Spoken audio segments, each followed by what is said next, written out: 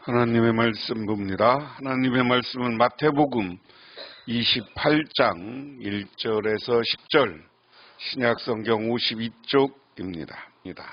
안식일이 다 지나고 안식 후 첫날이 되려는 새벽에 막달라 마리아와 다른 마리아가 무덤을 보려고 갔더니 큰 지진이 나며 주의 천사가 하늘로부터 내려와 돌을 굴려내고 그 위에 앉았는데 그 형상이 번개 같고 그 옷은 눈같이 희건을 지키던 자들이 그를 무서워하며 떨며 죽은 사람과 같이 되었더라.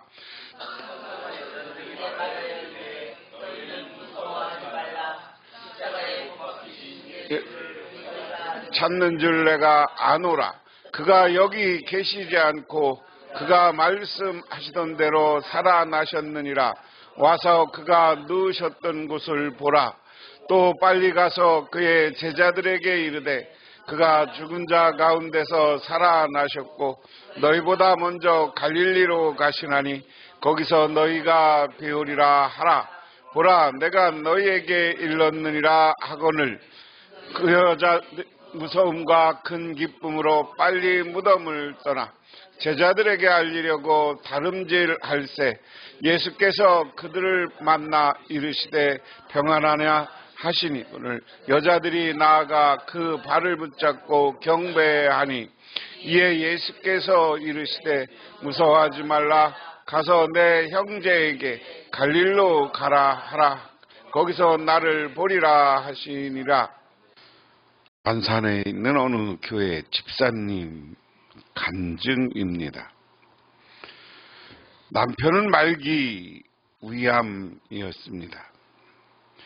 암세포가 임파선까지 전이돼 의학적 치료는 끝난 채 임종만 기다렸습니다. 그녀는 남편의 죽음이 두려웠습니다. 진통이 찾아올 때는 더욱더 두려웠습니다. 그 고통을 지켜볼 수밖에 없던 김 집사님은 부활절 성찬 예배에 참석했습니다. 그녀는 남편을 위해 자기 몫의 성찬을 챙겼습니다. 떡은 손수건에 싸고 포도주는 작은 병에 담았습니다. 성찬이 끝나기가 무섭게 집으로 달려와 고통 속에 식은땀을 흘리며 쓰러져 있는 남편에게 성찬을 내밀었습니다. 여보, 오늘 부활절 성찬입니다. 당신을 위해 내 몫을 받아왔어요. 이 떡은 십자가의 살을 찢겨 영생하라고 주신 주님의 몸이고 이 포도주는 우리를 대신해 고통당하신 주님의 피랍니다. 남편은 아내의 뜨거운 사랑에 감동의 눈물을 흘리며 성찬을 받았습니다. 기적이었습니다. 평안이 오고 고통이 모두 사라져 버렸습니다. 오늘 본문 이야기는 부활절 새벽 사건 이렇게 이야기하죠. 부활의 날 새벽까지 했는데 새벽에 무슨 일이 일어났는가 하는 겁니다.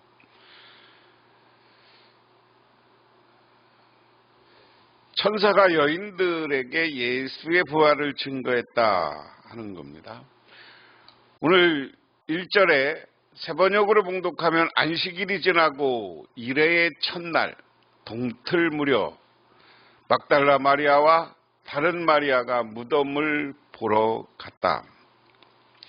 이스라엘의 이름 중에 예수님 당시 제일 흔했던 이름이 예수라는 이름이에요. 예수라는 이름은 여호수아를 줄인 말입니다. 이스라엘 백성들이 모세는 너무 위대한 인물이라 잘 못 붙이고요.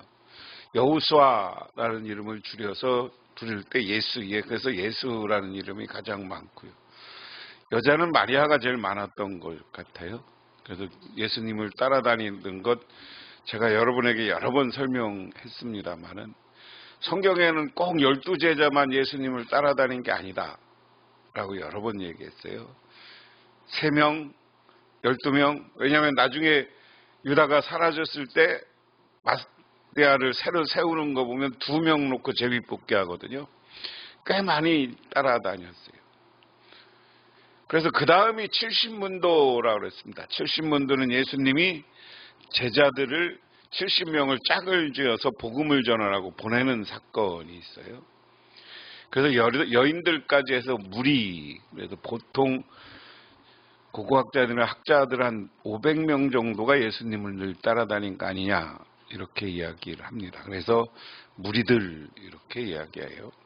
그래서 무리들 가운데는 우리가 성경 시대에도 여전히 남존 여비 이런 게 있어서 남자 숫자만 늘 세죠. 성경에 기록되는 시대만 해도 여자는 사람 취급 안 했을 때 아니에요. 그러니까 여자 숫자는 안 세요. 그런데 성경에 여자들의 이름이 오늘 기록된 것만 해도 위대한 성경의 사건입니다. 마리아와 또 다른 마리아 이렇게 이야기했어요. 예수님이 부활한 다음에 제자들과 여러 사람에게 12번 나타났습니다. 그래서 보면 예수님이 부활 후에 나타난 것을 보면 막달라 마리아에게 나타났고요. 오늘 여인들에게 나타납니다. 그 다음에 베드로에게 나타나고요. 두 제자, 엠마오로 가는 두 제자가 나타납니다. 그리고 열사도에게 도마가 없을 때 나타나고요. 그리고 11사도에게 예루살렘에서 나타납니다.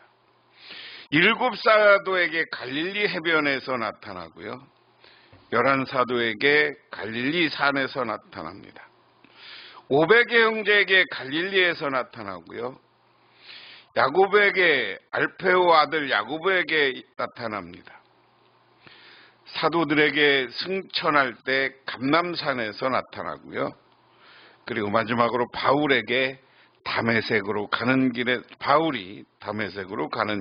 나타났다. 이게 성경에서 부활한 예수님이 나타난 사건을 우리가 12번 이렇게 성경 속에 기록을 합니다. 제가 이야기를 쭉 열거 하는 것은 예수님은 정말 부활했다는 것이고요. 제자들과 많은 사람들, 심지어는 부활할 때 보면 500명이 넘는 사람들에게 예수님이 자기의 부활한 모습을 보여주셨다. 왜 성경은 이야기를 계속 강조했을까? 제가 여러 번 말씀드립니다마는 예수님의 부활을 안 믿는 사람들이 많았다. 부활을 이야기했고, 그리고 이 복음서를 쓰고 있는 교회들, 그 사람들이 전도할 때 예수님이 이 땅에 나타난 모습을 분명히 전할 필요가 있었던 거예요. 왜? 안 믿으니까. 안 믿었는데 내가 봤어 하는 사람들이 다니면서 나중에 부활한 예수님을 내가 만났다고 증언한 거죠. 그 증언을 요한복음 이렇게 12개로 얘기하는 건 조금씩 마태복음 이렇게 달라요. 그래서 사복음서를 종합해보고 사도행전까지 종합해보면 12번 나타났다. 그런데 오늘 사건은 여인들에게 사건이니까 두 번째 사건입니다. 새벽 미명이라고 과거는 이야기했고요. 요즘 우리가 새벽 첫날 동틀 무렵, 새번역은 동틀 무렵, 개혁성경은 새벽에 나타났다. 새벽에 예수님의 무덤을 찾아간 것은 뜨거운 신앙으로 예수님을 사모하였기 때문이다. 막달라 마리아가 예수님의 무덤을 제일 먼저 찾아가 부활하신 예수님을 최초로 비웠고, 오늘 다른 여자 둘은 두 번째로 찾아가서 예수님을 만났다. 그 다음에 보면 그런데 갑자기 큰 지진이 일어났다. 주님의 한 천사가 하늘에서 내려와 무덤에 다가와서 그 돌들을 굴러내고 그 돌 위에 앉았다. 그 천사의 모습은 번개가 같았고 그곳은 눈같이 희었다. 오늘 구약성경에도 그렇고 예수님 하나님이 나타나는 사건, 그것을 좀 어려운 말로 신현현 사건, 하나님 현현 사건 한자어로는 그렇게 이야기하고요. 풀으면 하나님이 직접 이곳에 나타났을 때, 구약성경이나 구약성경에 보면 하나님이 나타날 때 대부분 대표적인 게 출애굽기에서 시내산에 나타나는 모습인데요. 하나님이 나타날 때는 지진, 구름, 그리고 빛, 이런 것과 같이 하나님으로 오는 것으로 되어 있고요. 때로는 하나님의 음성이 우레와 같은 소리로 나타나기도 하고요. 작은 미세한 소리로 나타나기도 합니다. 그래서 오늘 마태복음 28장 오늘 말씀에 보면 예수님이 나타나는 거 보면 갑자기 큰 지진이 일어나고 지축이 흔들린 거예요. 그리고 하늘에서부터 천사가 내려와 무덤에 다가왔다. 이것이 그 무덤으로 가는 여인들 눈에 보인 겁니다. 그리고 그 돌을 굴러내고 돌 위에 앉았다. 장례 문화인데요. 그래서 매장 문화를 보면 그 나라의 조건에 따라 시신을 매장하게 돼 있어요. 이스라엘 예루살렘 주변은 예루살렘 성이 있고 예루살렘 북쪽에 감람산이 있는 쪽은 돌산입니다.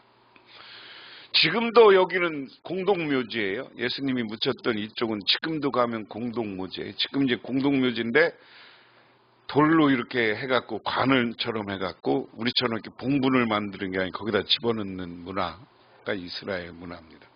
그러니까 예수님 당시에는 굴을 파서 다 이렇게 집어넣었어요. 예수님뿐만 아니라 아브라함, 이삭, 야곱이 다 무덤에 묻혔는데 아브라함이 그 무덤을 사요. 누구의 밭을 사갖고 거기에 와서 묻힙니다. 그리고 야곱이 죽었을 때도 요셉이 애굽의 총리로 있으면서 애굽으로부터 거창하게 그 할아버지가 묻혔던 곳 그리고 아버지가 묻혔던 곳에 장사를 지내요. 그리고 야곱의 아들들도 거기 장사 지내지고 요셉만 나중에 애굽의 총리였기 때문에 애굽에 있었습니다. 그래서 여기는 유대인들은 하여간 돌산이 많은데 돌에다가 구멍을 파고 거기다가 집어넣고 그 돌로 막았다 하는 거죠. 그리고 그러니까 막은 돌을 천사가 와서 굴렸습니다. 그리고 천사의 모습은 번개와 같고 그 옷은 눈같이 희었다 하는 겁니다. 거룩하고 이 눈같이 흰 모습, 이 모습은 어떤 모습이에요? 변화산상에서 예수님의 모습을 상상하면 됩니다. 그래서 늘 거룩한 것, 하나님의 천사, 이것은 상징적으로 색깔은 흰색입니다. 우리가 부활절날 상징색이 흰색이에요. 그것은 순결과 죄 없음, 죄 용서받은 것을 상징 이야기합니다. 지키던 사람들은 천사를 보고 두려워 떨고 죽은 사람처럼 되었다. 지키던 사람들은 누구예요? 여기 애굽의 이집트의 군인들이 로마의 군인들이 이 무덤을 지켰다라는 거예요. 근데 로마의 군인들이 이 모습을 보고 두려워 떨었다. 여러분 같아도 떨지 않겠어요? 응? 구름하고 천사가 막 구름하고 나타났는데 제일 무서운 게요. 제가 군대 가서 딱 최전방 북한 딱 앞두고 이등병 때 갔는데요. 갑자기 비가 엄청 왔어요. 근데 전방에서 비가 오는데 번개가 팍 치면 앞에 철책을 타고 쫙 번개가 오는 모습이 보여져. 나 생전 그런 거 처음 봤어. 얼마나 무서운지 몰라. 그런 번개가 팍 치고 비가 오고 이러는 걸 보면 오늘날도 무서워요. 그러니까 이거 얼마나 무서웠겠어요. 로마 군인들이지만. 그리고 천사가 여자들에게 말하였다. 두려워하지 말라. 나는 너희가 십자가에 달리신 예수를 찾는 줄 안다. 그는 여기에 계시지 않다. 그가 말씀하신 대로 그는 살아나셨다. 그가 누워 계시던 곳을 보아라. 이제 요 얘기가 이제 어려운 말로 부활고지 신학적 용어입니다. 부활을 천사가 고지해줬다라는 이야기예요. 그 고지 내용은 첫 번째 너희들 두려워하지 말라는 거예요. 우리 하나님 믿고 예수님의 부활을 믿는 사람들은 어떠한 상황에서도 두려움이 아니라 하나님을 바라보고 하나님이 우리를 구원할 것을 믿고 우리가 소망을 갖는 삶을 살아야 된다. 믿으십니까? 그리고 여기에 계시지 않았다. 그가 말씀하신 대로 그는 살아나셨다. 살아났다. 그리고 누워 계시던 곳을 보아라. 지금 성경에는 여러 군데 빈 무덤 이야기를 해요. 성경에 예수님이 묻혔던 무덤이 비었다. 묻혔던 곳이, 누웠던 곳에 예수님이 안 보인 거죠.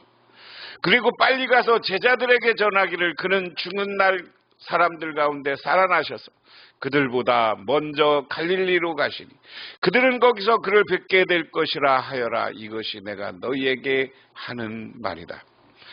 예수님이 몇 번 나는 부활해서 갈릴리로 다시 올 것이다 라고 얘기했어요.